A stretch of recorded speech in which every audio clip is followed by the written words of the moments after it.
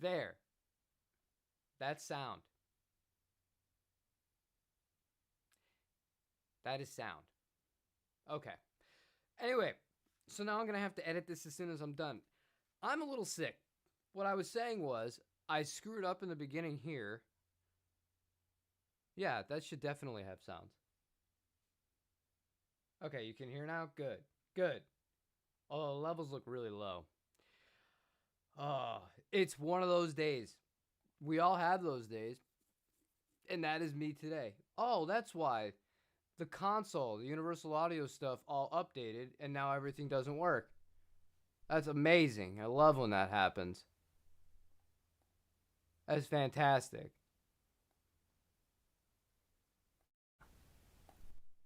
Okay? Better? Okay, we got a lot of editing to do. To any of you who are going to watch this on the restream, oh, you're going to go through it because it could take me a minute to fix it. But thank you guys, and we'll be all right. No, it wasn't about it being cranked. When I clicked on the console, the UAD console, which is what you use in the Apollo, you know that, but not everybody who's listening would. Uh, it was just frozen off because it didn't complete an update. Once I completed the update, everything was pretty much back to my normal settings. Because the mic's right here. We're all right. Yeah. And I haven't been recording or using this computer for a while because it's already been acting up. But that's another... We'll avoid it. We'll avoid it for today. I've been doing other ways of recording stuff. I haven't been relying on the studio. Oi. Oy vey. So, modeler skeptic here. Do you want to hear the take? Let's see what's going on. Yeah, I'll talk about the UA stuff. It's not my bag, though. I'll be honest with you. The UA stuff is not my bag. I don't feel like the value is there with UA. I think if they were smart, they would do more. They would do like a package in one pedal. Because of how much each individual pedal costs. Yeah, I just don't see the value at all.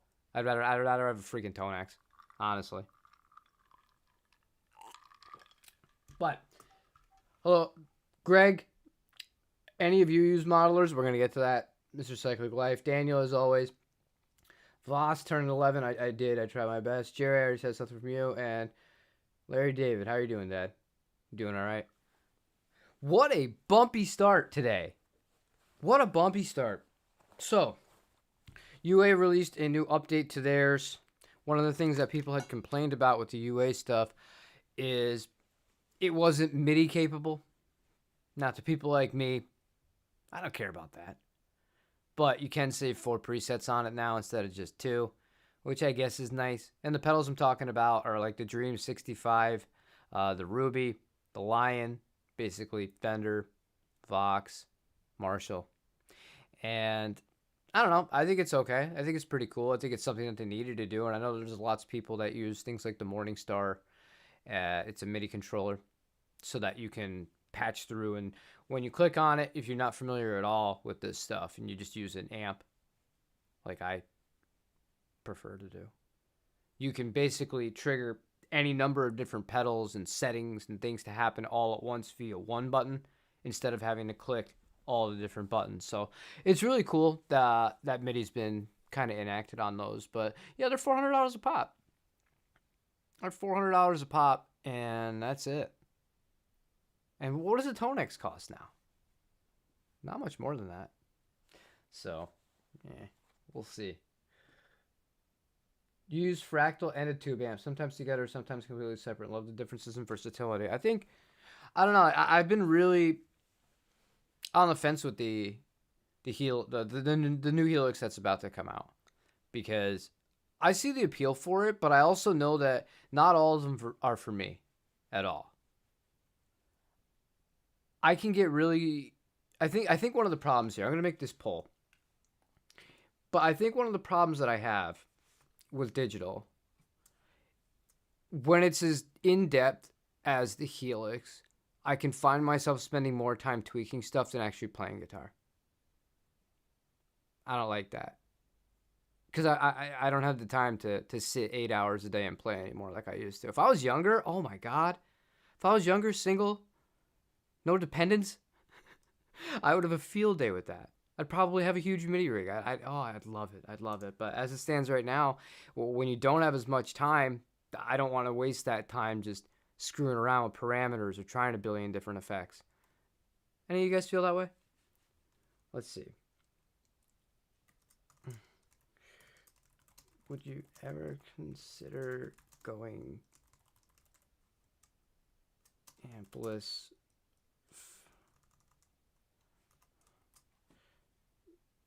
Yes, no, never, hybrid.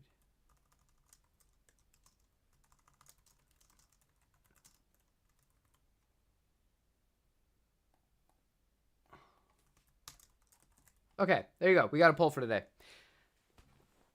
Would you ever consider going ampless? Yes, maybe, never, or use a hybrid setup, like our buddy over here said. So the exploration of new setups, new tones is easier in the digital world. With the old Helix series, tweaking is necessarily, unfortunately, practical requires less of it. All of them require a ton of it. Now, I think for me, the thing that has always stopped me, I've heard a lot of bands use all of them, whether it's Fractal, older days. You heard a lot of Kempers. I don't really hear many people playing Kempers anymore. Helix, etc., etc. They sound really good and much more convincing the more drive you're using. And a lot of the stuff that I play, especially on here, I don't really unleash my inner 18-year-old all that much on YouTube. But it's clean. And to me, it's a night and day difference clean. It still is. When I had the quad Cortex, that was the thing that I wanted that to work, because in practice, the quad Cortex solved so many problems. I was able to, in theory, if it didn't break at a very high-paying gig and leave me screwed if I didn't bring a tube amp with me, we had it routed out so my wife's vocal and my guitar were both going out to a DAW and one signal, and that was getting tracked. That was really good. We tried it at home. Everything was good with that. And also, just being able to have all that stuff in the one box, have vocal effects on, her input line, and then have everything I needed on the other. The problem with that was none of that music that we play requires even anything past edge of breakup, I want to say. And there was always this like hype in the quad Cortex, the sound. I don't know how else to describe it. It's like hype. It's very sterile sounding. Live, it wouldn't have made that big of a difference because the audience doesn't care. That's the thing that people always forget. The audience doesn't care. As long as it sounds passable and you can play what you're trying to play, you don't screw up, you have a good performance, they don't care. They're never going to notice the difference. It's guitar players that are going to be like, oh, that definitely sounded a little bit modified. It didn't sound right to me. The average person doesn't care. The average person wants to be entertained. But it bothered me that much. I just didn't like it. I thought it sounded pretty good with gain. Going back to some of the other ones, I think Tonex does a really good job. I honestly think, having tried both, like I have a Tonex, the capture quality of Tonex is way better than the capture quality you'll find on the Neural stuff, because it just sounds less hype. It just sounds more neutral. It's a little bit more of a learning curve to figure out how to get it to work. Compared to the Neural, that's the one thing that Neural beats everybody at, is how easy it is to capture your amplifiers. But the quality of the Tonex, I think is better. A lot better than what you find with the Neural. And I know that when the Stadium launches, we're not going to have any of that stuff immediately anyways. So, we'll have to see. We'll have to see what it goes with in the future. But none of them sound right clean to me. None of them do. Nothing will ever replace either of those two amps for clean tones. Just never going to do it. Not for my own personal happiness. For the crowd, sure. But for my own personal happiness, get the Z and the Princeton. I'm good. Use the Stomp and XL for your effects, some amps, but honestly, mostly acoustic signal. Imperial preamp pedal is now my amp chain. You can't use amps live 95% of the time. Yeah, it also depends on the gigs you're playing too. And the Tone King is a great thing. Like, it's kind of like what I was just saying, right? I'm normally playing, like, my root tone doesn't change all that much as far as how much drive is on it. So we're in a similar boat. That's why I can get away with the Princeton without having to touch anything on the Princeton. And then if I need other stuff, I get that via pedals. Whether it's the Big Sky MX, which I've come to really love that pedal. It's expensive, but man, it's so good. And the Belante. Between those two alone, the Strymons, I get pretty much everything I need, and I'm happy with that. So the appeal to the Tone King, and people scoff at the Tone King. They're like, "Oh, that's $599." I'd rather have that than one of the UA pedals. That thing's got what is it, 12 AX7s? Or are they a different variation of the preamp too that comes in the Imperial? But either way, I think it has a quartet of tubes in it. And it's got so many cool routing things. You could route out in true stereo in that. And if you wanted to go send one signal to an amp and one signal in stereo to the front of house, or your PA if you're using two stereo speakers and you're just using your own stuff, you can do that. Or even just for recording at home. You want to do it at night without pissing people off. I think the routing is great on the Imperial. Pro gear is worth the cost when it fills a specific need for you. I just don't understand the whole rush to, oh, this is too expensive. This isn't worth it. I know it gets clicks. But if you just sit back and you think of things logically, especially if it's something that's going to make your job, your way of getting income easier, well, what's to complain about? Okay. None of it ever appealed to me. I prefer tube amps and actual pedals. Yeah, I was like that for a long time too. I agree. Modelers produced a well-produced tone. I think it's polite. Tube amp tone is raw. I like both. Yeah, that's a really good way of putting it. But polite sometimes is good. If you're playing funk, polite is good. You want like that Corey Wong sound, the Nile Rodgers sound. You don't need the amp or the modeler to be doing a whole lot of work. It's almost going to sound like it's DI'd. That's just all in your chops. It's all in your right hand. So you don't necessarily have to rely on that to produce like a raw sound. It's just not heavily processed regardless of how they're performing it. 3 AX7s. Oh, okay. Really cool. You get its appeal, have everything at your fingertips, but it just doesn't fit you. I get it. The Milkman pedals are working great. I saw my buddy, who's God bless this guy. I'm so happy. He figured this YouTube stuff out without having to do the garbage that I was just mentioning. Making videos with his face like this, crying, "Helix is so expensive. Is it too expensive? Our guitar pedal manufacturer is ripping us off." People click it.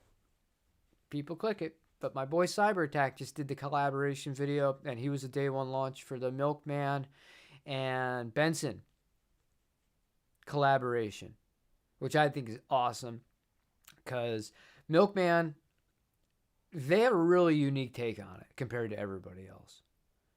And Benson, followers of this channel will know that I used the Benson preamp almost exclusively for 2 or 3 years until I found the Brown amplification. And the reason I switched from the two was the amps changed. I went from the Gremlin to the Z. And then secondly, I just felt like the Protein gave me that second channel. So I'm getting the blues breaker with the Protein on one side, and then the Nobles on the right side. So for me, I thought I don't need two different pedals. But if I can have one pedal that has two more options and it still sounds great, I'll swap one for the other. But I saw that collaboration and I listened to the sound samples and I was like, this is great. The Milkman stuff's even more expensive though than the Tone King. Although I think long-term reliability and build quality wise, you want me to just be honest with you? take the Milkman over the Tone King. I wouldn't put that much thought into it. That's just me personally. Amp-wise, sound-wise, though, I think they're both good. They're both good. Okay. Let's see how you guys started off here. Would you ever consider going ampless? Now, I knew that the two answers, yes and never, would get the most.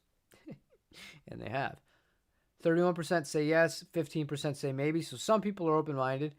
And then the other 15% say I use a hybrid setup. Never. 38%. Is that black coffee or Coca-Cola? I'll give you a hint, Sunflower.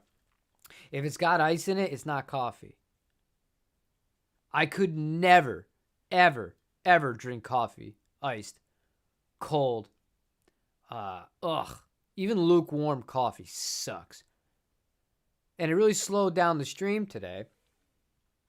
I had a Coca-Cola bottle explode in the freezer. Forgot about it a little bit too long. So I was cleaning that up. That's why we're using this.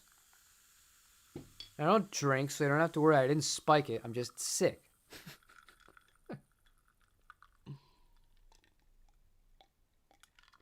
The Benson collab has an op-amp boost. Yeah, I think what they did was really cool. And it's really convenient for a lot of people, man. It's really convenient.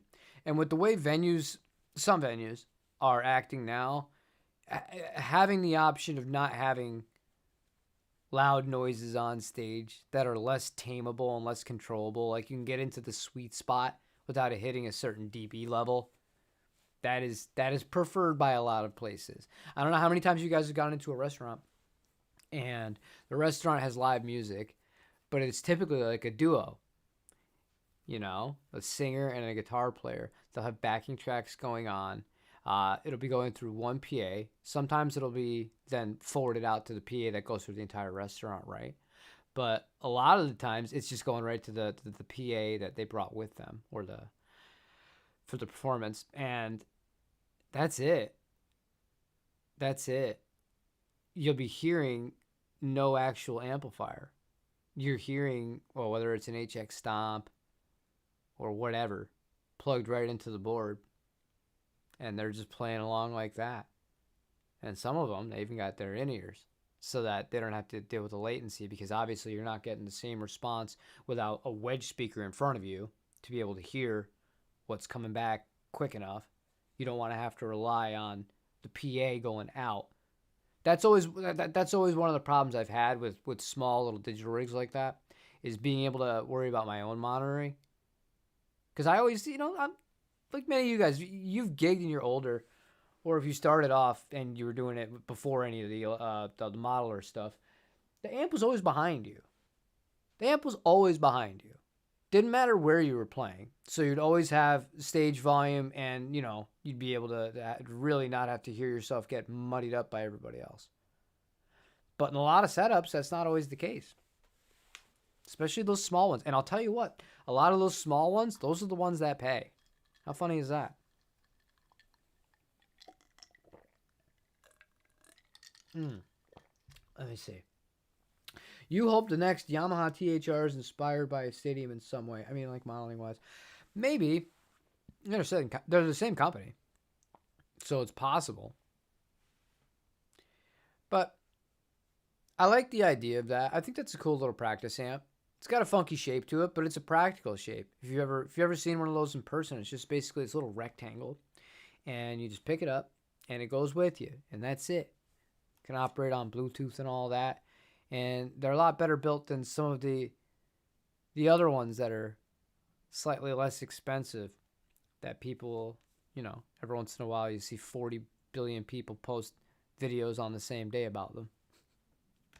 Not here to disparage anybody, but I'm just going to call a spade a spade. I trust Yamaha in that world more than some of the other people. And the price isn't that different.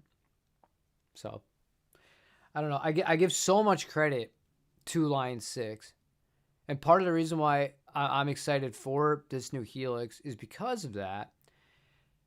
It is unheard of to go as long as they went, and are still going, to be fair. They didn't stop with supporting hardware that's 10 years old, that's digital. That's unheard of. and to do a great job and keep innovating and keep making life better and listening to the community. Like, we always say that, like, oh, well, why won't X guitar brand ever listen to us? Or why does this always happen? You know, why can't a company just not replace something every 2 years so I feel like what I have is outdated? Line 6 are the company. They are, and they've proven it. They're not just talking smack. They're not coming in and saying, oh, they're the latest and greatest, and then not fulfilling day one promises. They're not lying to you. Granted, how they give information has changed because it's kind of had to, because leak culture and then other companies like stealing and hawking ideas, like they can't even hint at stuff anymore. I remember somebody from Line 6 was talking about this, and it made a lot of sense. Aaron sent me that link yesterday. They don't want to even hint at things because the competition is so willing to just snake anything that they can to get a leg up, because that's what they have to do. Because to take out the king, so to speak, which is Line 6 to me, and I don't even think it's freaking close, you gotta act in any way you can. So they're a little bit,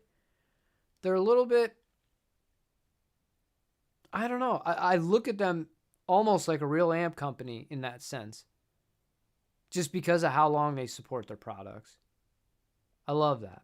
And I know it's going to be good. I know it's going to be practical. I know it's going to solve a lot of problems for people. And I don't think the price is bad at all. I really don't.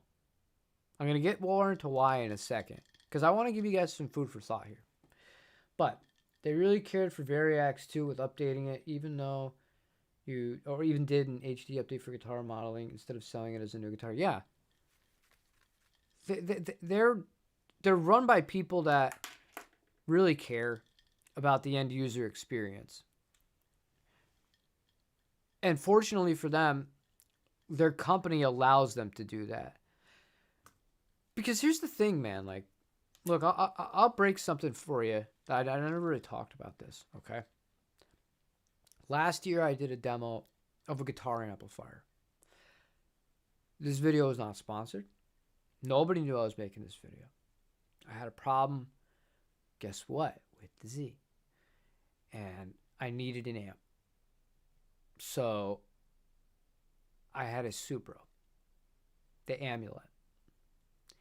Now, this amplifier, I think at the time was like $1,100.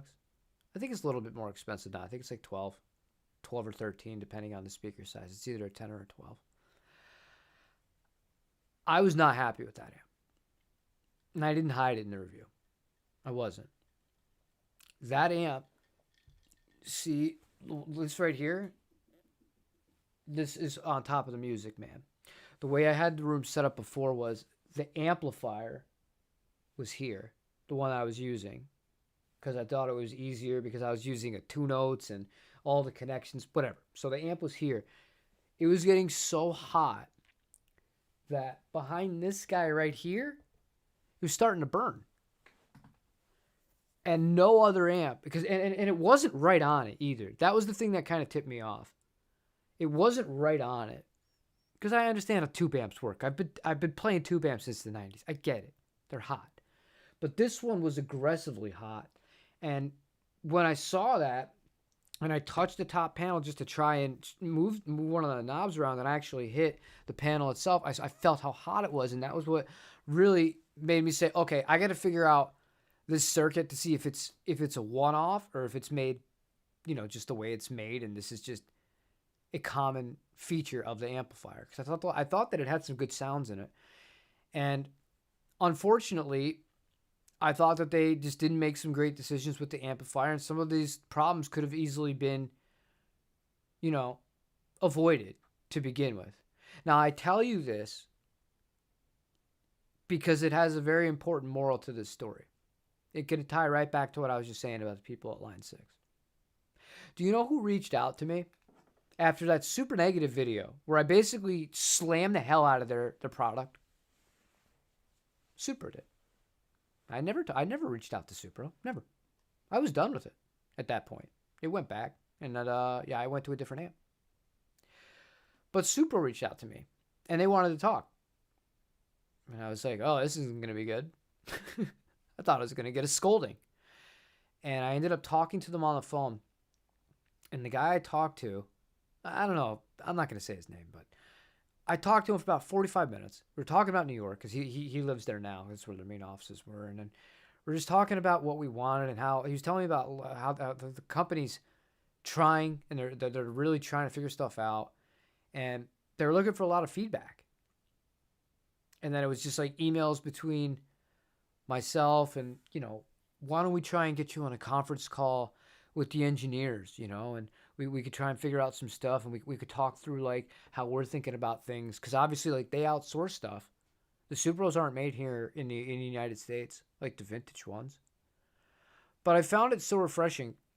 And it's gotten to the point where I talk to that guy so much now. Um, when I think about brands and I didn't even realize D'Angelico was the same brand. I didn't even realize that. That's just, because that's in a totally different world to me. I live in the world of Fender and Japanese guitars for the most part, with a little bit of Gibson mixed in between. So I didn't even realize they were all under the same company. But I like him so much as a person, and I know that he cares because believe me, he's shown that he cares. Because it's like sometimes I've talked to him about just stuff that has nothing to do with it. She's like, hey, how you doing? What's going on, man? Like, what do you think about this? Oh, where are you? Oh, man, I'm in Europe. He went to go see an artist out of his own pocket on vacation just to support him. No promotional content, no stuff like that. Just to be there for his friends that are out playing. And I'm just like he's such a cool dude. So for me, when I think about a brand like Line 6, tying this all together here, the fact that they do care because some of these people at these companies, even if you think that the companies are evil, some people there, they really give a shit. They really want you to have good stuff. And in some cases, they're not allowed to do so for one reason or another, but in some cases, they are. And I feel like Line 6 is the best example in the digital world of people that care, people that know what they're doing, and people that are given the facilities to be able to deliver on that.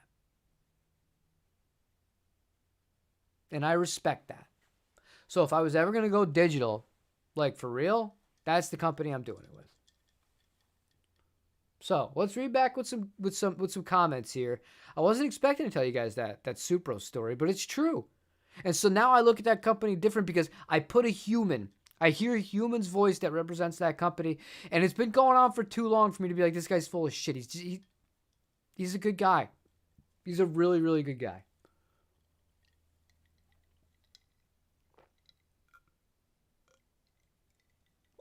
You just described, this is Greg talking. You just explained 95% of Amy gigs. That's the duo he plays with. 175 a year, restaurants, breweries, wineries, parties, and small festivals. See? But it makes sense, man. It makes sense. I know what you're talking about. I've done it myself here.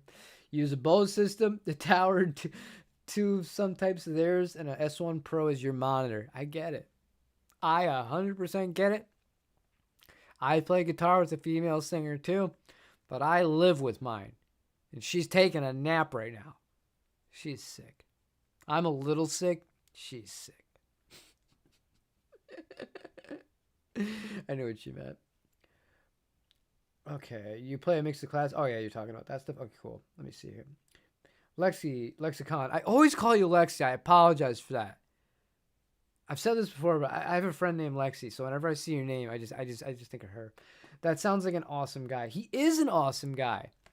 He is an awesome guy. He's a real person. He's a real person. So I think it's really great. Beat Buddy is a godsend. Yeah, Beat Buddy will help out. It's a cool tool.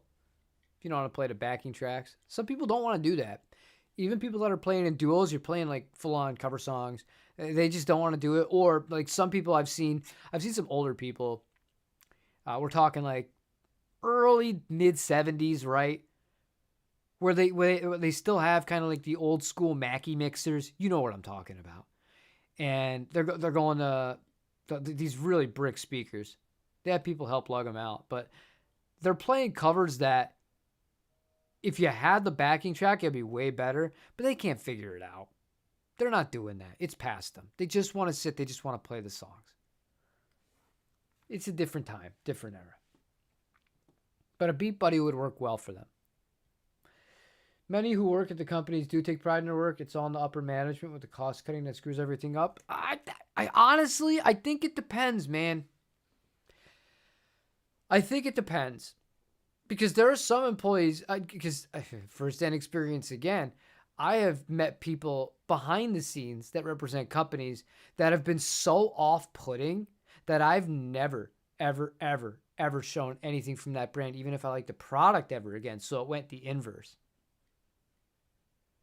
That's why I give D'Angelico and Supro so much credit. And I mean, the D'Angelico thing, like I couldn't have wished for that to happen the way better than the way it did. Because that guitar was a Sweetwater thing, totally on my own. That was to promote the Gear Exchange. I got paid to make that video to promote Gear Exchange. I get the D'Angelico because it was cheap, fell on a budget. I end up really liking it. The next thing you know, I got the Excel, the black one with the dog hair finish, and I love the guitar. So it's just one of those times where it's just like it's a natural fit. It's just a natural fit. And then I came to find out that, yeah, Supro and D'Angelico were the same. They were under the same ownership group. And I found that out via the rep. And I was just like, oh, you got to be kidding me. You have got to be kidding me. I felt like such an idiot. Like such an idiot. But he was so happy, too. He was so happy about that when he heard that I love those things. All right, let me see here.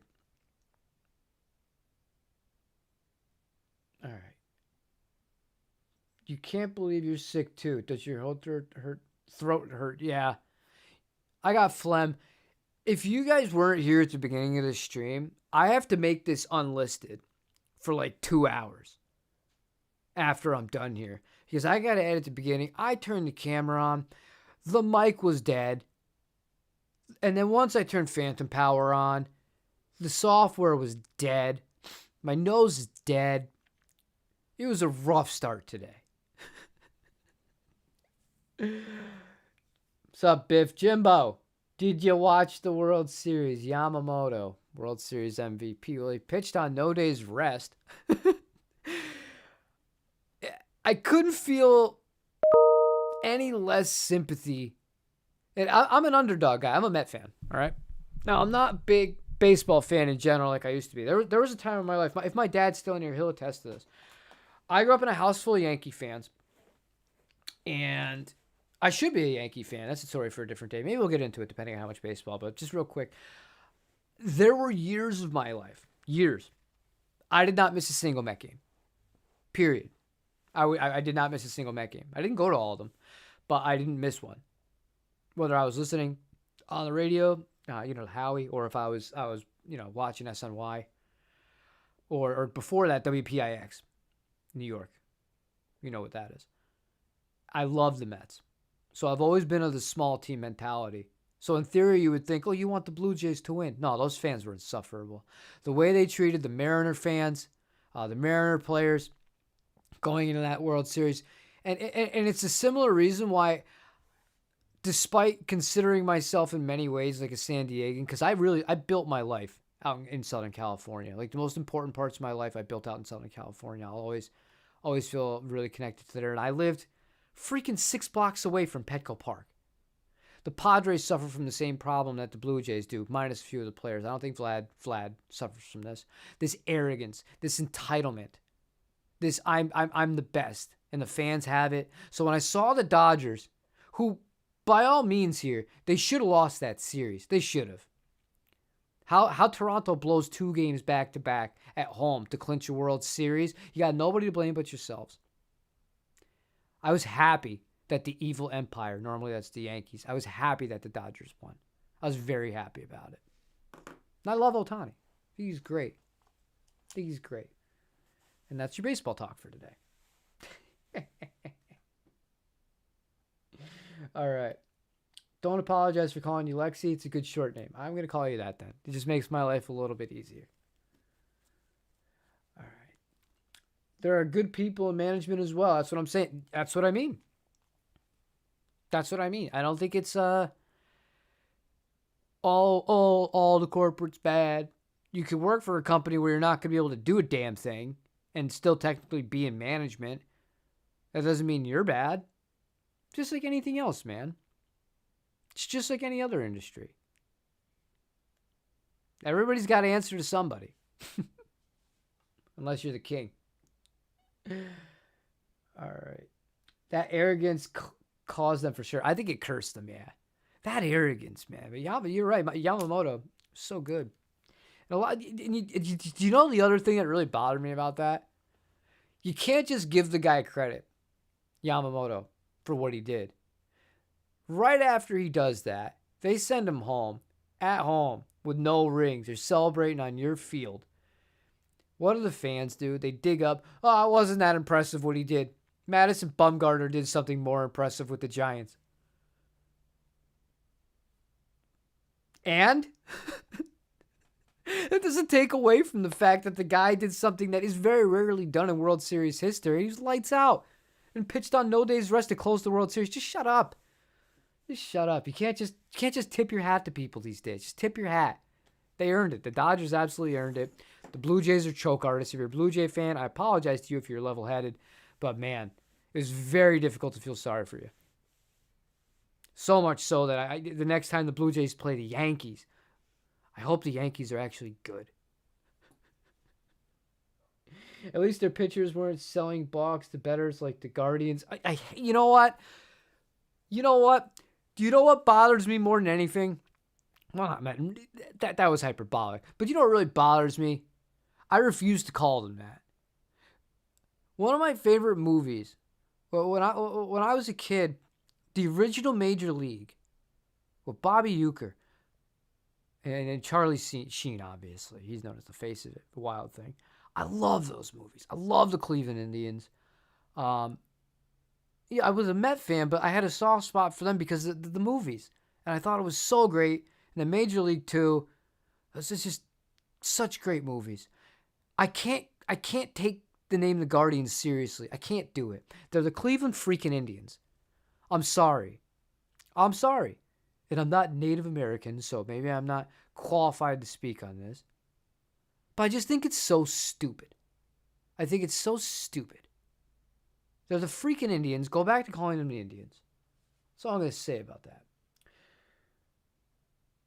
You're using the Voice Live 3? The Voice Live 3 is a cool tool. It'd be nice if Helix eventually does more with the vocal stuff. Because they're missing a big market with that. I think if they did more with the vocal processing, they'd sell more units, especially to like people that do specifically what Aaron does. You don't know what Aaron does. Aaron's a singer-songwriter, plays acoustic 90% of the time in gigs and sings. So if you could take one box with you, it does all the processing. You know, it can create harmonies for you, perhaps a little bit of tuning. You know, everybody. Let's just call a spade a spade. They use tuning. They tune the vocals. Everything on the record you hear, it's tuned. You have a little bit of that for convenience, a little bit of delay, a little bit of compression. Be great. You plug your acoustic in too. You get a good acoustic sound. Send it stereo out to the PA. You're laughing. You don't got to bring anything else with you. So I think it'd be cool. You're a Mariners fan. The ALCS was brutal. This was worse than 2001. Oh, 2001. Oh, man. Dad, if you're in here, Dad, please type something. Still, if you're still in here. That team was so good. That Mariner team. I told it, he used to get so mad at me. Because, you know, the 98 Yankees, I think, were the most dominant team in my lifetime. The 98 Yankees were freaking gods. And they earned that status because they won it all on top of that, too. They weren't just regular season. But that regular season Mariners team in 2001, they were better. They were better. But once the lights went on in the postseason, the Mariners, man, they didn't exactly have the Yankee pedigree. And as much as I dislike the Yankees, I don't hate the Yankees. I dislike them because, you know, I like the Mets. But you have to give credit. That team, when George was still in charge of the team, nowadays they're a shell of themselves. That team had magic to them. That team had real magic to them. Hate to admit it, but you felt like they were always going to find a way. They're always going to find a way. Biff Tannen must suck to be the catcher at practice. Yeah. He trains throwing a javelin. Yeah, that makes sense. We went from interesting talk here. We were talking about Helix Stadium to baseball stadiums. I don't have a drum kit near me. You believe Helix Stadium will become the de facto unit for the type of kicks I do? I agree. I think the Helix Stadium is going to become de facto unit for a lot of applications.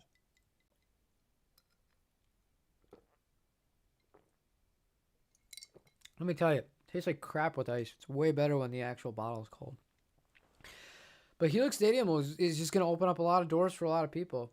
And there's so many bands that have really embraced it. And it just makes your life easier. It does. You use one of those FRFR, I don't have one, but you use one of those FRFR cabs. I was pointing to something that doesn't exist in the room. You know exactly the sound that you're getting out of the Helix. And when you use one of those cabs, the only tweaking you're going to do is kind of to match the room that you're in, and you're done. You're not worried about mic placement. You can do seamless transitions, and it's just easy. Even if you don't want to do all the other automation stuff, you don't want to have the showcase mode where you can control lights and all this. You can do all that. Or you're going to be able to do all that with the Helix Stadium. You don't have to. You can use it in a much more streamlined way. And I just think it's going to hit so many boxes for so many people. I'm excited about it. I really am.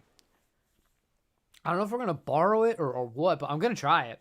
I'm absolutely going to try it from Zounds.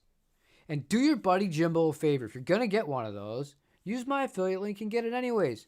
It's not like a guitar, where I can understand that more because people are more picky about weight, and not all the guitars at Sounds have the weight on them. People want to know that. It's a digital piece of gear. I greatly appreciate it. All right, let me see here. How do you all use the Bigsby? Getting a hollow body today, so asking. I know what Bigsby you're getting, and I know what guitar you're getting. The advice I'm going to give you is sparingly. I would go to reverendguitars.com. And I'm not telling you buy a Reverend guitar. Just hear me out. Go to reverendguitars.com and go to their store. They sell a Bigsby spring. It's called a soft spring. Buy that from them. Wait a few days for it to show up in the mail. Take the spring out that's in the vibrato unit that you're getting. And just swap it right away. That alone is going to help you a lot. Now, I'm being really diplomatic because I'm not going to say the brand and I'm not going to rag on the hardware for that specific model too hard. But you can make it work a little bit better for, I think it's like $15. Okay, Gold Mariners. It was brutal, no doubt, but the quality of baseball was pretty good, I thought. Yeah, well, you're just a very, very, very level-headed person in general, Staley. I can't see you getting upset and throwing angry beers at a TV screen, which I've seen many times from other fans of other teams in other sports. Football is the worst, though. American football, not football with your feet. Well, those people are nuts. Okay, look up the stadium now. I love it, especially if they get the vocal part down. That's the thing. If they really put in some work, which I look at how much they did with regular or the original Helix in that 10 years, and the things that they made possible in that 10-year span that were people never thought this stuff was going to be possible, and they just kept adding in for free. That's the other thing. This was all free updates. I think it's inevitable that vocal stuff is getting put into this. I just think it's inevitable. My own personal opinion. And I think then you're really nothing's going to beat it. Nothing is going to beat it. And you can't put a price on something that solves all of your gigging problems in one box for so many different applications. Whether you're a solo artist, you're playing in a duo, you're relying on backing tracks, you can use the software in that to remove certain parts of the song if you just want to play along with that. Dude, this thing is... I never used the word game changer, and I'm not going to right now, but it is a huge leap forward It is a huge leap forward. And I'm so excited to see where this is a year from now. Because launch is going to be cool, and your guys' feed, I feel bad for you. It's going to be, because if you're not into Helix, it's all you're going to see. I'm going to try and slip in some Japanese guitar stuff amongst the mess of all the Helix videos. So if you want to run away and talk about some Japanese guitars, I'll be here and I'll be using a real amp. Yeah, James, you are a Met fan. You're an original Met fan. You're old and loyal. You bought your guild. You bought it in 1970. You know, the saddest part about being a Met fan for me is I was alive when they won the World Series. I was not old enough to remember or even realize any of it was happening or understand what baseball was. I was two. That must have been something. I bought all those games years ago. I bought all those games so I could watch them at any time. But the series they had with Houston before that was a crazy series in the NLCS. Man. Yeah, I was a diehard Met fan. I don't know how. But I love the Mets. Okay. On a more personal note, your shoulder is feeling a good better and even playing a little acoustic again, sweet spot on electric guitar. You missed it. I'm happy you're feeling better, and rest is the number one thing. And I said that because I am so guilty of this. I try to play through pain. I try to work through pain. I'm stubborn, and the older you get, the worse that idea is, because you're just prolonging it. So the smartest thing that you could do is give yourself proper rest. I'm happy you're doing that. To be honest, you're typical curmudgeon when it came to ampless at first, but if it can sound good without an amp, what's the fuss about it? It makes life easier. That's the whole point. That's what I'm saying. Who cares?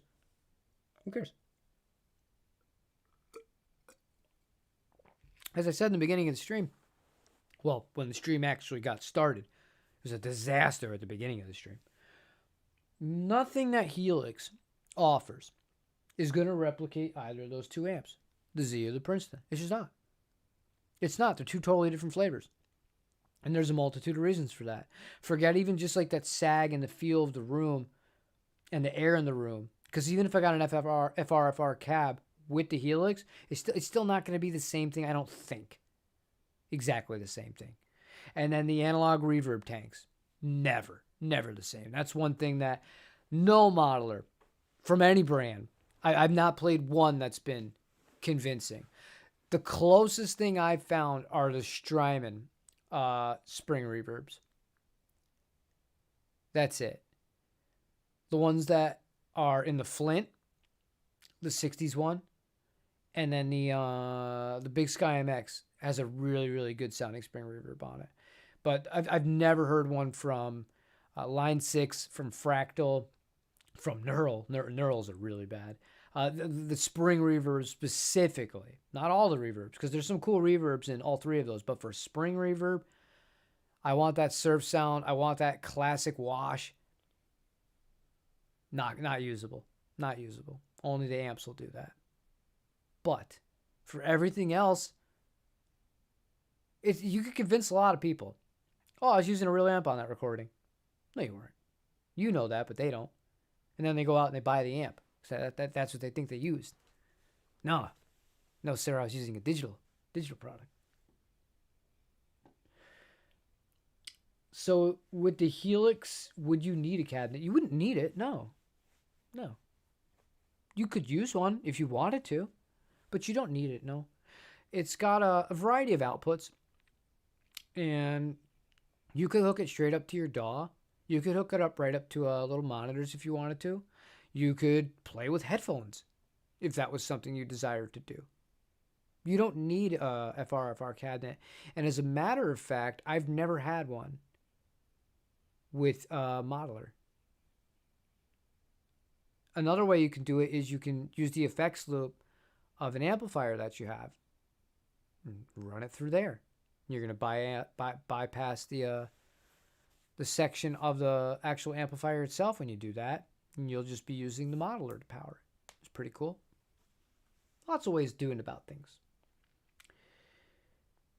1969 Mets and Jets. You learned to play 10 years old then. I hate the Jets. That's the other thing. People always look at me funny because I'm like, I'm a Met fan. They're like, oh, so, Jets too? No. Giants. Islanders? Devils? No. Rangers. And then we all had the Knicks. Nobody likes the Nets. Nobody likes the Nets. If you lived in New York, you were a Knicks fan. The end. Okay, I don't care who plays for the Nets. They were a joke. Even that team that went to the finals with Jason Kidd, nobody cared. Nobody in New York cared. They're the Nets. You might have to add a third pedal board for stadium and patch your other boards into it. Dude, that'd be really... That's not a terrible idea. I don't know if you would need to go with the XL at that point because you got so much other stuff. But just a regular stadium, that'd be great. That'd be great. And then you could use it as your hub and do all your program changes and stuff like that via the Helix. So you can have all the other the pedals to the side. And if you guys haven't seen Greg's amp rig, I think he has YouTube, so you wouldn't have seen it, but it's mental. And if you could just have them two off to the side or even potentially behind you, and then it's connected to the Helix that's in front of you, and you can control all of it with the one. You have access to your tuner. You have access to all your snapshots. That might be a good option for you. I didn't think of that. Okay, you still want a tube amp. I won't lie, even though I said maybe in the poll. Yeah. I've never... And that's the thing. Even if I started to use this digital stuff more, it's just not going to replace it. I'm going to beat a dead horse. I've said it many times. What's the most you'd be willing to play for a Japanese guitar made in the 60s or 70s? That's a broad question, my friend, because there's a lot of guitars that aren't expensive that are great, that were made in the 60s and 70s. There are a few that are really expensive, though. I'm thinking of one in particular. If I was made of money, right? A 1979 Tokai, like an LS120, or even an LS100. I'd spend I'd spend a pretty penny on one of those if it was in original shape. Those are some of the best single cut recreations around, man. Those old Tokais are so unbelievably good. And that's modern Japan does this too with their Les Pauls, the higher end companies. They have a way of getting the feel so right. Gibson USA don't do it. Gibson USA, I say a lot of positive things about Gibson USA. I trust Gibson USA the most out of the big three with a brand new guitar. Yeah. That might sound nuts, but in my experience, they're the most consistent out of the box without problems. But the feel thing, they feel really modern, and they don't have that. They don't have this thing about them.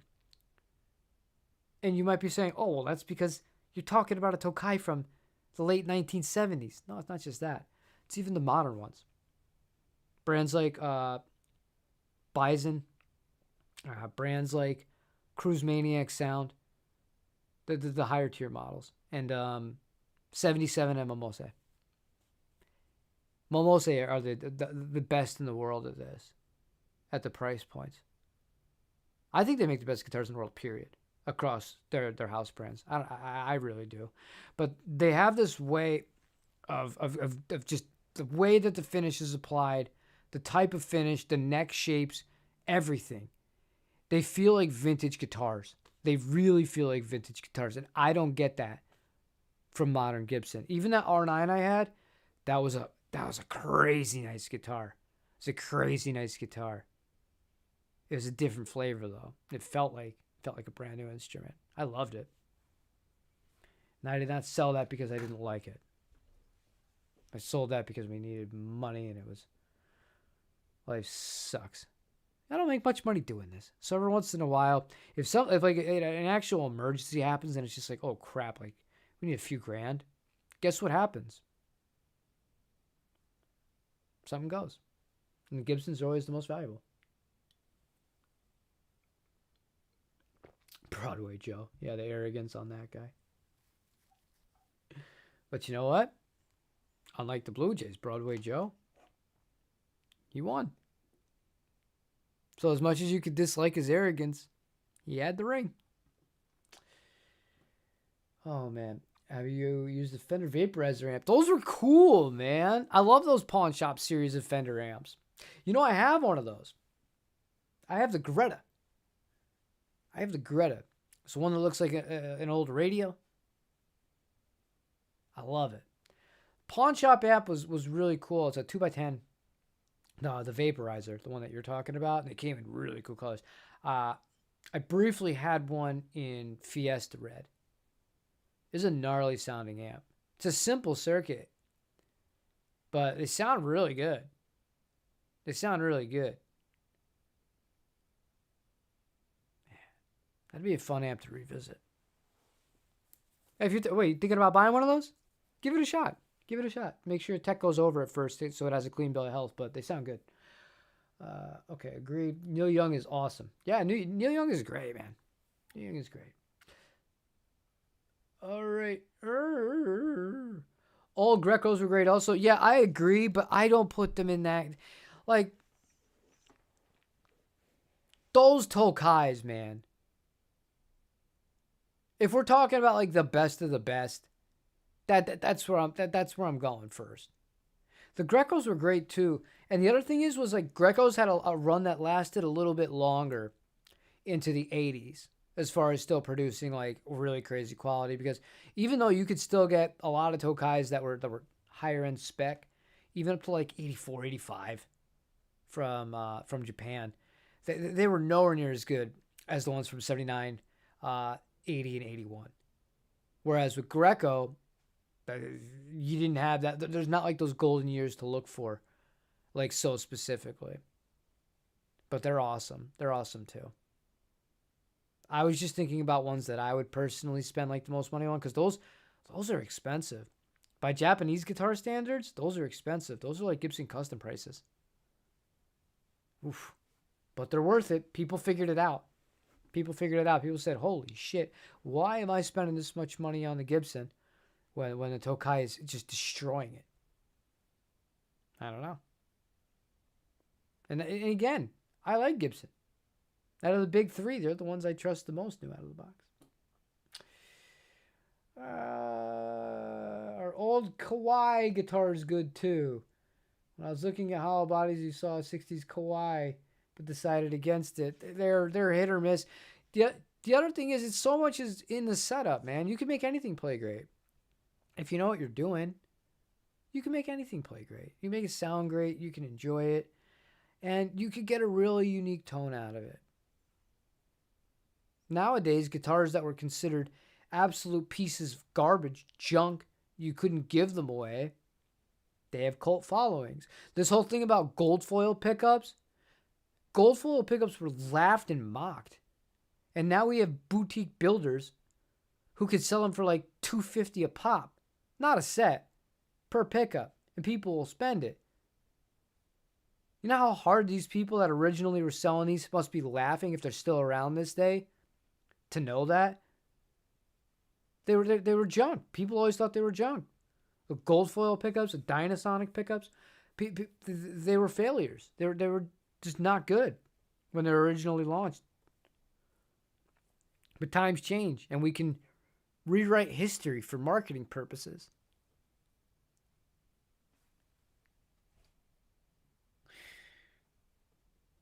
All right. Nice to see you. There you go. Not sure the difference between the 10 and 12, but I have the Sweetwater amp, put an Eminence Legend in it. The Cannabis Rex was way too dark for me. Depends on the You're talking about Princeton's, I'm assuming. I hate 12-inch speakers in Princeton's. I hate them. I don't dislike them. I hate them. Because you're not playing Princeton anymore. You're not. You want to play a 12-inch speaker and a Fender combo amplifier? Buy a Deluxe Reverb. Those are meant for a 12-inch speaker. The character and the voicing is meant for a 12-inch speaker. 10-inch. 10-inch in a Princeton. The end. Otherwise, it's not going to sound like a Princeton. And the speaker has more impact on tone than anything else. I don't think people gauge that. The speaker makes a bigger difference than everything else, and it's not even close. You can transform an amplifier. Leave the EQ exactly the same, flat across the board. You plug it into a different speaker, and you're like, whoa. And I know that a lot of people don't explore that because it's so much easier in this day and age to get a different IR.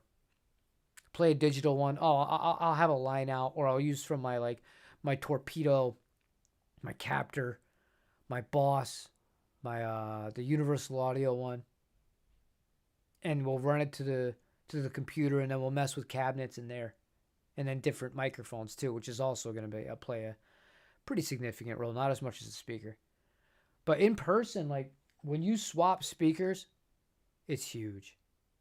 It is the biggest tone altering modification you can make on an amplifier, bar none. So you take the 10 out of a Princeton, you put a 12 in. Congratulations, you've made a mini deluxe and a Princeton. Have a great day. You as well. It's always good to see you. Let's go Mets. FAN do. Nobody's going to get that except people from New York City. I will feel better, though. Dynasonics in your 55 Gritch Country Club sound incredible. Yeah. Those ones, but you also got to remember a lot of the cheap brands were making like knockoff ones of those sorts of pickups too. And not all of them were the best. Not all of them were the best. Sorry.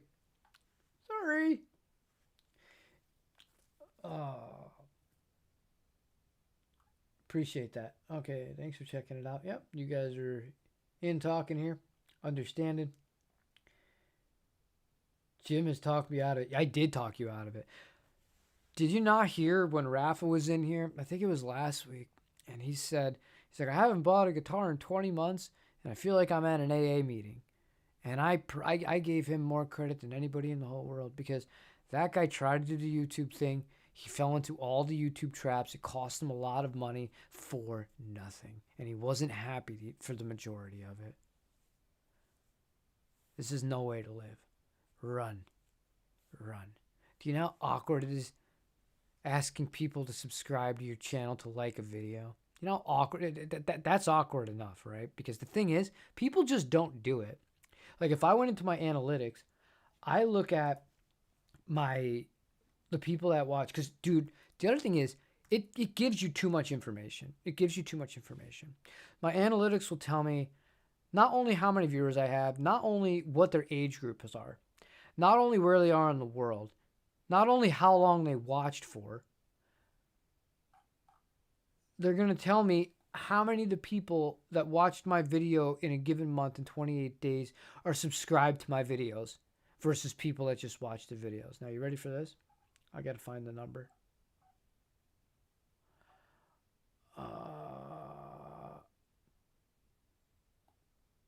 Videos.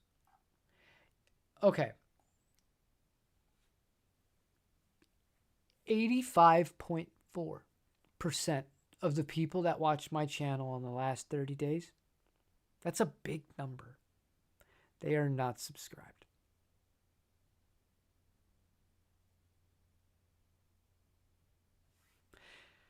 Now, in the grand scheme of things, to me, it doesn't matter because that's not what pays. What pays is views. Views and view duration. That's how you make money on YouTube, as far as from YouTube itself. But brands, especially bigger brands, when we were just talking about how some of these marketing teams and higher up in managements, they don't always know what they're doing. A lot of them take subscriber count, which is very, very, very easily to improve, let's say, inorganically. They take that as a serious metric when it's not. I don't think it's a serious metric because it doesn't directly correlate to anything. It doesn't directly correlate to sales. You can't directly correlate it to potential conversion ratio. You can't correlate it to views. Because think about this, like there are channels where they got like 5 to 7 million subscribers, the videos struggle to hit 40,000 views, and they're posting daily. If you're an advertiser, would you rather give it to the guy that has 7 million subscribers, but he's getting 40,000 views? Or would you rather give it to the guy that has 100,000 subscribers and every video is getting well over 100,000 views? This is very simple. If you're in the camp that's saying the guy with the more subscribers, you're a fool. And you probably work for one of the private equity owned big companies. But the smarter ones, they're going to know that their opportunities are better off being invested into the guy who's consistently getting more views by 2 to sometimes 5 times as much. But that's not how all of them think. But yeah, no, with the analytics and stuff, like it can drive you nuts, and then you just start thinking about crap that doesn't matter. Well, what kind of videos should I make? What are people actually going to click on? I'll tell you what people aren't going to click on. You guys ask me all the time. I'm going to scold you guys for a minute here. Ready? I'm like an old man because I'm tired. I'm sick. You can hear it in my voice. You guys always want something different. You guys, you guys try other brands. You got to try other brands. Okay. We try other brands. Guess what happens when I try other brands? Nobody clicks. You got to post lessons. Well, I didn't dare do that. I just did a recording thing. Nobody clicks. Nobody cares. Nobody wants to learn how to record guitar. Show me a new Fender or shut up. And long and short of it, I think that's just how it is. It's kind of sad. And obviously it's not everybody, because it's not like they're getting 0 views. And I'm being hyperbolic, and you guys are the main audience because you're in here all the time. I could say this, tongue in cheek. But the grand scheme of this, to make any sort of money, which is something that going into next year, I really have to consider for a lot of reasons I'm not ready to talking about yet. And that basically means picking major companies that people will actually buy. People will not only click on, but people will buy. You know how many Yamaha sold? You guys begged for that guitar. I tried my butt off too. I made so many videos with that guitar. I liked it a lot. Yeah, Yamaha ignored me. They didn't even give me a response. That's the reason that you're not going to see another one. I felt like that was kind of crappy. But none. The answer is none. Nobody bought any of those. And then I tried the Reverends. I have more hope for the Reverends than I do for the Yamaha. But numbers wise, yeah, it's just I could make junk just about a Telecaster, one of the new ones, without even having it, and I would outperform all those videos. Or the Jaguar or any stuff like that. Oh, Gym Rant. You love it. Gym Rants are one of the reasons I watch this stream, but it is what it is. Thanks for the chat. You're throwing baseball in for fun. You can play 50, 60-year-old guitars and amps so it falls like I love analog baseball. There you go. Cheers, Jerry. It's good to see you, man. Biff, Princeton or Fender Twin? Very different animals. Very different animals. I would say Fender Princeton and Music Man 212 HD. It's the Music Man version of the Twin. This thing is 50 freaking years old. Still going strong, baby. Some stuff was built to last. That Music Man amp, that was built to last. I love it. Okay, much prefer a Twin, but a Princeton is more manageable. Yeah, that's the problem with the Twin. And it's the same problem I have with the Super Reverb. It sounds glorious. You're going to get killed by somebody. If you put that at the volume it needs to be played at where it's going to be in a sweet spot. It's a loud amp. Loud amps, my friends. Oh, man. Okay, let's see how this poll ended. Would you consider going ampless? Oh, my God. Have I made you a little bit more optimistic? Because this poll wasn't like this in the beginning. 6% use a hybrid setup. 20% say never. 26% say maybe. 49%, and that has changed a lot if you've been here since the beginning. Yes. Go freaking figure. Go freaking figure. Go buy your Helix Stadiums. Go click the link in the description. They'll be out soon. You want to get in line. But it's 1:16. I know we started late today, but I got to fix this immediately. I got to go in. I got to edit the stream because the first 10 minutes, I think it was like 10 minutes. Greg and Daniel would know. They were here from the beginning. The first 10 minutes, nothing worked. It was all broken. There was no sound. So I don't have a choice. I got to end this, and I got to do this now because I got to run out and take care of the house, take care of the wife, and think of what I'm going to post for tomorrow because I don't know how much I'm going to film. So I'm sick, and nobody wants to watch a pre-recorded video of somebody struggling to talk. So I'm going to do that. I appreciate you guys.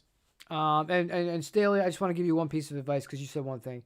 People won't click on your videos, but don't really try hard. It's your journey in a portfolio. That is the way to look at it in general. My problem is,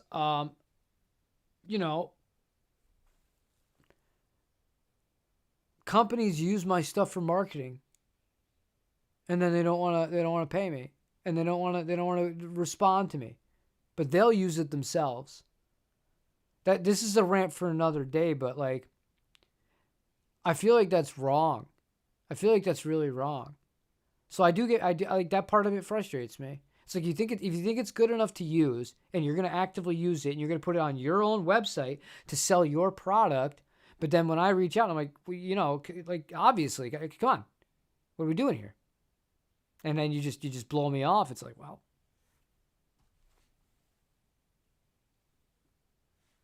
thank you all. I will see you guys. Be good. That's it. No more, nothing novel. Nothing divine to say. I'm not a sage. I have 6 paths. Take care, Dale.